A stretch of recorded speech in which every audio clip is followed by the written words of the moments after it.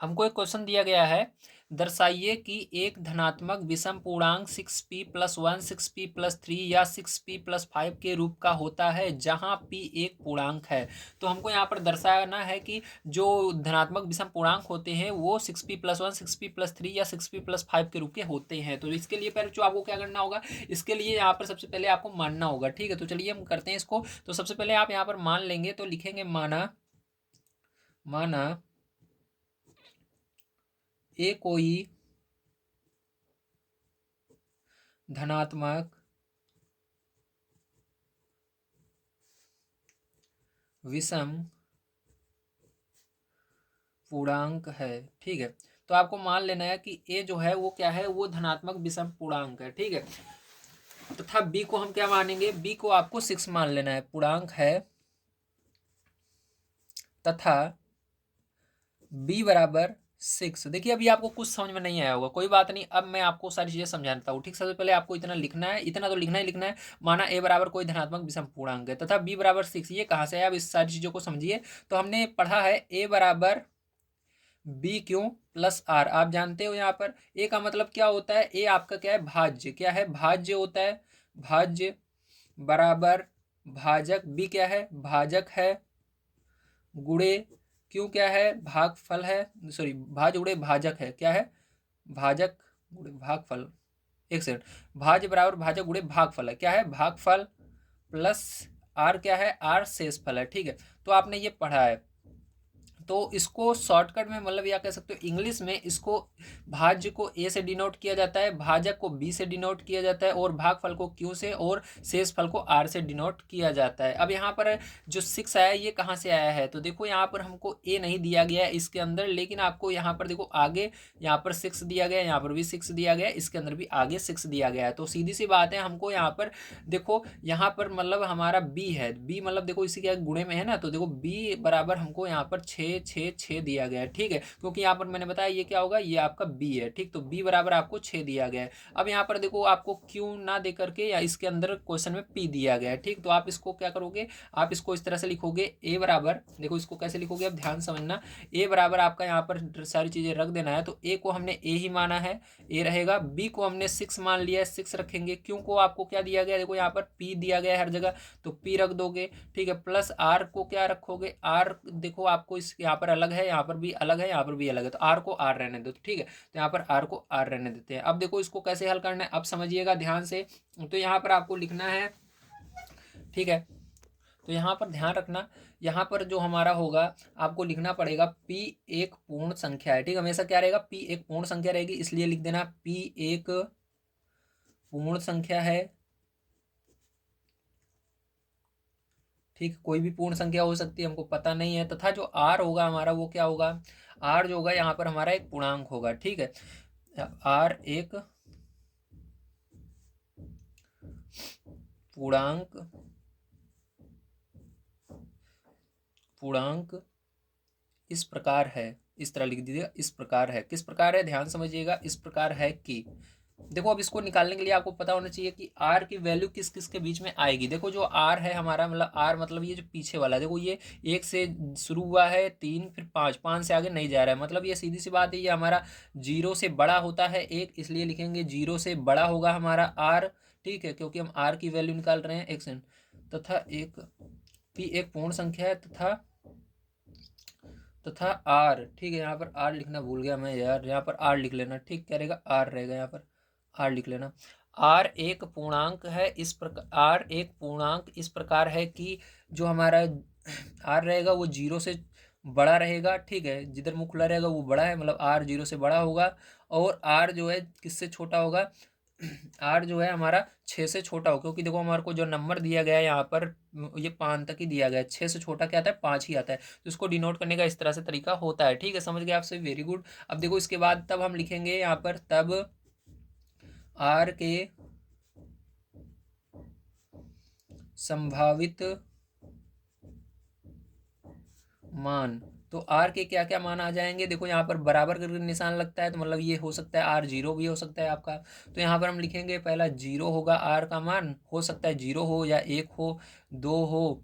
ठीक है, 3 हो, 4 हो, 5 हो, यहाँ तक आर का मान हो सकता है। कहाँ तक हो सकता है? यहाँ तक होता सकता है, ठीक है। लेकिन 6 नहीं हो सकता, क्योंकि देखो आर जो है 6 से छोटा है, तो 6 से छोटी संख्या 5 तक आती है। 0 से 5 तक आपको लिख लेना है, ठीक है। अब आपको इन सभी के मान को निकाल लेना है। तो चलिए ध्यान से देखिए किस प्रकार से निकालेंगे, इसको ध्यान समझिए।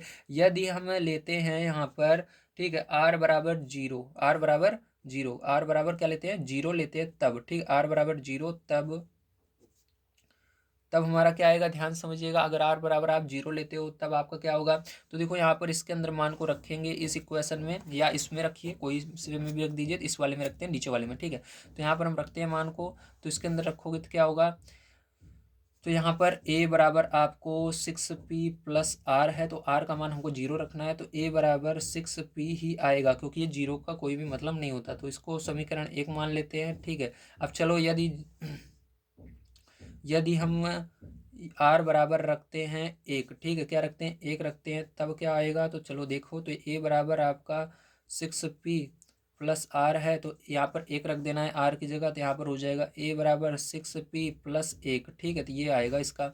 अब यहाँ पर क्या करेंगे? लिखेंगे यदि आर बराबर 2 रखते हैं तो क्या आएगा? ठीक, आपको 5 तक पूरा रखना है, तो इस तरह से रख देते हैं। तो यहाँ पर रखोगे ए बराबर 6p प्लस आर, तो यहाँ पर ए बराबर क्या हो जाएगा? 6p, आर का मान क्या आएगा? 2 आएगा, ठीक है।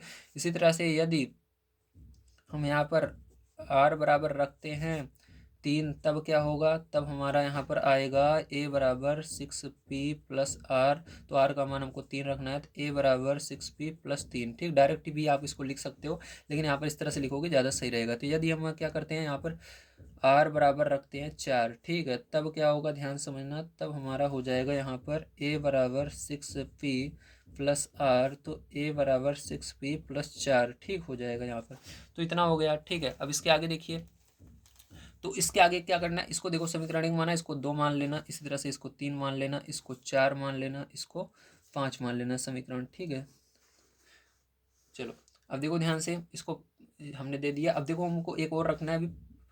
आर बराबर क्या रखना है हमको? 1 को रखा, 2 को रखा, 3 को रखा, 4 को रखा, 5 को भी रखना है, ठीक है। तो हम लिखेंगे यदि आर बराबर 5, तब, ठीक है, आर बराबर क्या रखना है? 5 रखना है। अब यहाँ पर हो जाएगा ए बराबर 6p, क्या हो जाएगा? एक्स बराबर 6p प्लस आर, ठीक है। ए बराबर क्या हो जाएगा? 6p प्लस 5 हो जाएगा, ठीक है। तो इसको 5 मान लेंगे, स्टेप नंबर 6 हो जाएगा। ये कितना हो जाएगा? 6, ठीक है। तो चलो, अब ध्यान से देखो यहाँ से। अब हमको क्या यहाँ पर बताना था? हमको बताना है कि जो धनात्मक विषम पूर्णांक होते हैं वो किस रूप के होते हैं? इस रूप के होते हैं, इसको दिखाना है, ठीक है। तो देखो, अब हम यहाँ पर क्या करेंगे? हम यहाँ पर लिखेंगे,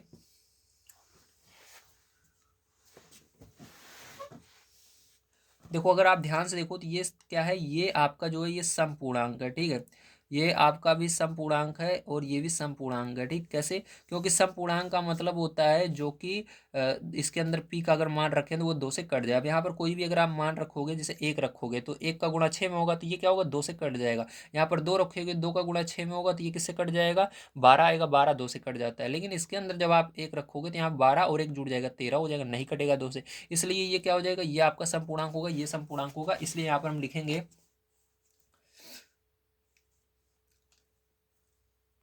तो यहाँ पर आप लिख दीजिएगा क्या कहते हैं,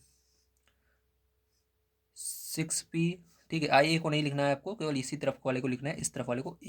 6p कॉमा 6p प्लस 2, ठीक है, कॉमा 6p प्लस 4, एक सम पूर्णांक है। क्या है? समपूर्णांक है, ठीक है।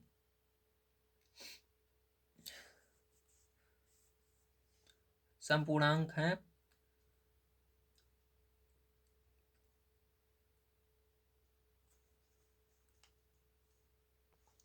और हमने माना है, और हमने माना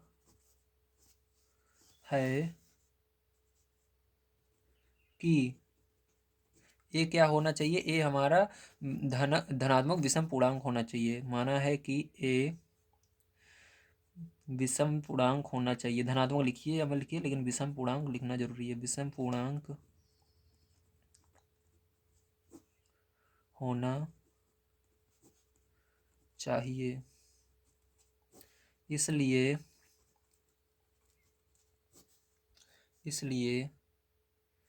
यह 6p+1, 6p+3, 6p+5 के रूप का होगा।